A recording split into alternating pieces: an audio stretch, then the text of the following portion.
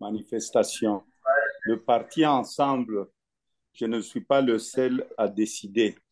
Nous allons nous réunir bientôt avec nos partenaires. Pour le moment, nous avions pris la décision de n'envoyer personne à l'Assemblée nationale. Bientôt, nous allons nous réunir et nous allons donner notre position officielle. Parce que parfois, on oublie, et nous sommes quand même chez nous en République démocratique du Congo, comment quelqu'un peut faire 73%, 73% dans une élection à un tour.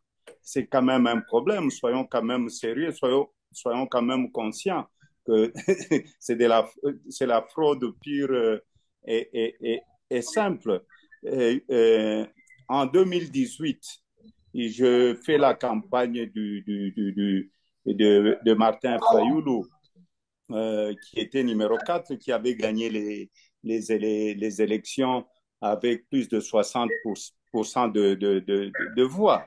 C'était toujours, donc, c'est dans le même pays, la République démocratique du Congo, où nous avons une partie de Swahiliphone, Lingalaphone, où nous avons le centre avec le Luba et nous avons aussi le Katanga, tout ça. Mais Martin Fayoulou a été élu à l'est du Congo, où il a eu plus de 61%. Et là, il y avait des PV. On nous a remis des PV. Mais cette élection, dites-moi, dans un bureau où on a donné même 2 PV. Hein, je vais être quand même très modeste. Moi, je crois que la question n'est pas la participation à l'Assemblée provinciale. La question ici, comment est-ce que nous pouvons la réponse à votre question que je vais vous donner, c'est que nous n'acceptons pas cette élection. Je l'ai dit plusieurs fois que c'était une tricherie qui n'a même pas son nom. Parce que la façon dont on a triché, même quand on triche, il faut être intelligent. Il faut être quand même intelligent. Ok, on donne à M. Katumbi, soi-disant qu'il a gagné le Katanga. Mais quand vous regardez le pourcentage, les mêmes électeurs qui ont voté Katumbi ont voté les députés de l'Union sucrée. Soyons quand même sérieux. Pour nous, ce n'était pas des élections. M. Tshisekedi et M. Kadima ont voulu ridiculiser certaines personnes. Malheureusement, c'est eux qui sont ridicules et nous ne pouvons pas accepter ces résultats et ces élections. Merci. Merci, le président Katumbi.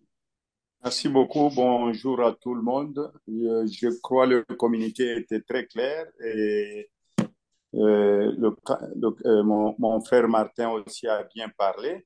Je n'ai pas d'autre chose à rajouter. S'il y a, par exemple, des questions à poser, nous pourrons répondre parce que le communiqué il est vraiment très clair. Il faut être sourd ou aveugle pour ne pas entendre ou voir ça. Vous appelez à manifester samedi, jour de l'investiture de M. Tshisekedi, lors de laquelle de nombreux officiels sont attendus. Où comptez-vous marcher? Avez-vous un parcours en tête? La réponse a été donnée. Il n'y a pas un parcours. C'est une manifestation, une résistance que d'aucuns pourraient qualifier passive.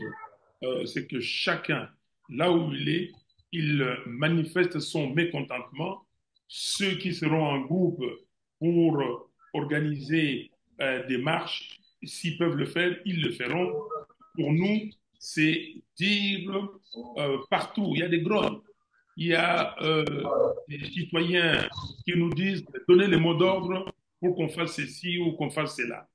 Le mot d'ordre est donné, c'est de manifester le mécontentement et chacun définit le mode d'emploi.